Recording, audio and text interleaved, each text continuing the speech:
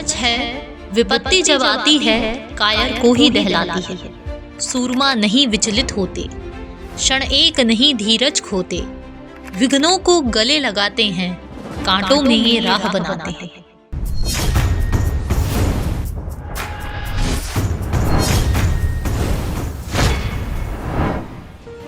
अगर मैं आपसे कहूं कि राजस्थान में एक ऐसा राजपूत शासक हुआ जो युद्ध भूमि में सरधड़ से अलग होने के बाद भी लड़ता रहा, तो शायद आपका यकीन करना बेहद मुश्किल होगा। लेकिन ये कोई काल्पनिक कहानी नहीं है, बल्कि राजस्थान की एक रियासत के, एक योद्धा की, एक सपूत की और एक शूरवीर की सच्चाई है। नमस्कार, मैं हूं दीपाली बिष्ट और आप देखना शुरू कर चुके हैं पॉलिटिकल पंचायत की स्पेशल सीरीज शूरवीर। भारत में एक से एक शक्तिशाली और साहसी राजा हुए। ऐसे में राजपूत शासकों का नाम कौन भूल सकता है। राजपूतों के गौरवशाली इतिहास में आज हम एक ऐसे ही वीर योद्धा के बारे में जानेंगे जिनके साहस का अंदाजा इस बात से लगाया जा सकता है कि सिर कटने के बाद भी उनका धड़ उतनी ही वीरता के साथ युद्ध भूमि में खड़ा रहा और तब तक शत्रुओं का मुकाबला करता रहा जब तक उन्हें विजयश्री प्राप्त नहीं हो गया। इस राजपूत वीर योद्धा का नाम था अचलदास जी खींची। राजस्थान के झालावाड़ जिले में मौजूद है प्रसिद्ध गागरोन का किला, वही किला जो एक समय पर खींची राजपूतों का गढ़ हुआ करता था। इसी गागरोन पर 1400 ईस्वी में राजपूत राजा अचलदास जी खींची का शासन हुआ करता था। उनके राज में प्रजा बेहद खुशहाल थी, सभी शांति से अपना जीवन व्यतीत कर रहे थे। आमजन के प्रति राजा बेहद दयालु थे और उनके चहेते भी थे। लेकिन भारत में उसी समय लगातार विदेशी आक्रमण भी हो रहे थे। मुगल भारत में प्रवेश कर चुके थे और धीरे धीरे भारत की मिट्टी पर अपने पैर जमाने लगे थे।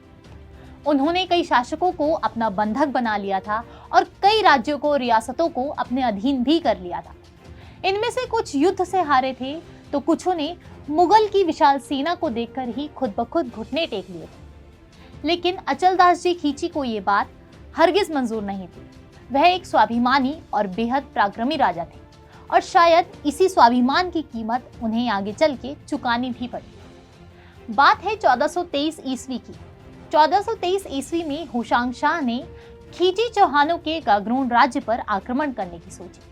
होशांग शाह के बारे में बताएं तो ये एक बेहद महत्वाकांक्षी सुल्तान था। वह गागरोन पर आक्रमण कर वहां की खींची चौहान की शाखा को जड़ से खत्म कर देना चाहता था और चाहता था कि गागरोन में अब उसका ही वर्चस्व स्थापित हो जाए। उसने सोचा कि अचलदास जी खींची भी बाकी सभी राजाओं की तरह उसकी विशाल सेना को देखकर घबरा जाएंगे और शायद घुटने टेक कर आत्मसमर्पण कर देंगे। लेकिन वह इस बात से बिल्कुल अनजान था कि जिसे उसने चुनौती दी है वह अपने नाम की ही तरह अचल और स्वाभिमान के पक्के हैं। महाराज अचलदास जी की वीरता से अनभिज्ञ, लोभ और शक्ति के नशे में चूर होशांग शाह ने आखिरकार 1423 ईस्वी में गागरोन पर हमला कर दिया। आक्रमण की खबर सुनते ही राजा बेहद क्रोधित हो गए और निश्चय कर लिया कि सुल्तान होशांग शाह यहाँ चक्रवर्ती चौहानों से युद्ध करने आया तो है, लेकिन यहाँ से जिंदा लौट नहीं पाएगा। इसके बाद क्या था? इसके बाद हुई युद्ध की शुरुआत। होशांग शाह ने गागरोन के दुर्ग को घेर लिया। अब दुर्ग पूरी तरीके से घिर चुका था। ऐसा लग रहा था मानो होशांग शाह के हाथों में पूरी की पूरी बाजी चली गई हो। उसने दुर्ग को अपने अधिकार में करने के लिए एक से एक दांवपेच लड़ाने शुरू कर दिए। कई मुशक्कतें की, कई कोशिशें की। हजारों पैदल सैनिकों और घुड़सवारों से घिरा गागरोन अब असहाय नजर आने लगा था। ऐसा लग रहा था मानो अब गागरोन का सूरज डूबने आया है। लेकिन गागरोन को जीतना इतना आसान नहीं था।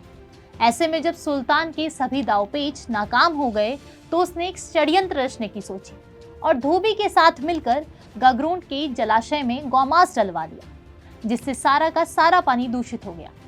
इसके बाद राजा अचलदास जी खींची की मुश्किलें और भी बढ़ गई, क्योंकि अब युद्ध की शुरुआत होने जा रही थी। इसके बाद जल को अपवित्र समझकर और जीने का कोई अन्य विकल्प न देखते हुए अचलदास जी खींची ने केसरिया करने का निश्चय कर लिया।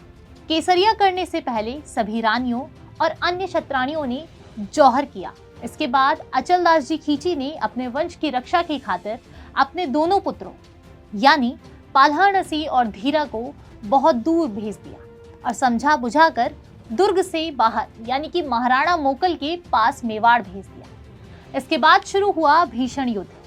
अचलदास जी खींची ने दुर्ग के दरवाजे खुलवाकर अपने भाई बंधुओं के साथ गढ़ से नीचे उतरकर शत्रु सेना पर शेर की तरह प्रहार किया। इसके बाद कुछ ऐसा हुआ कि वह इतिहास के पन्नों में सुनहरे अक्षरों में लिखा गया। वीर राजा अचलदास जी खींची ने 12 दिन तक दुश्मनों के साथ भीषण युद्ध किया। उनकी वीरता इस युद्ध के लिए बेहद जरूरी थी। 12 दिनों तक वीरता के साथ युद्ध करने के बाद 13वें दिन युद्ध करते हुए उनका सिर कटकर भमरपोल के पास गिर गया। परंतु सिर कटने के बाद भी अचलदास जी खींची का धड़ दुश्मनों के साथ उतनी ही वीरता से युद्ध करता रहा और सुल्तान होशांग शाह और उनकी सेना पर विजयश्री प्राप्त करने के बाद उनका धड़ खसर तालाब पर जाकर शांत हुआ। इसके बाद से ही दोनों स्थानों पर उनके नाम के स्मारक बना दिए गए और वहां अचलदास जी खींची का पूजन होने लगा। तो ये थी कहानी सूरमा अचलदास जी खींची की। एक ऐसा महान योद्धा जिसका सिर कटने के बाद भी धड़ उतनी ही वीरता के साथ युद्ध लड़ता रहा युद्ध भूमि में। तो आपको हमारी आज की पेशकश कैसी लगी हमें कमेंट सेक्शन में जरूर बताएं और ऐसे ही भारत के इतिहास में जो वीर योद्धा हुए उनकी अनसुनी गाथाओं को जानने के लिए हमारे साथ जुड़े रहे और देखते रहें पॉलिटिकल पंचायत की खास पेशकश शूरवीर।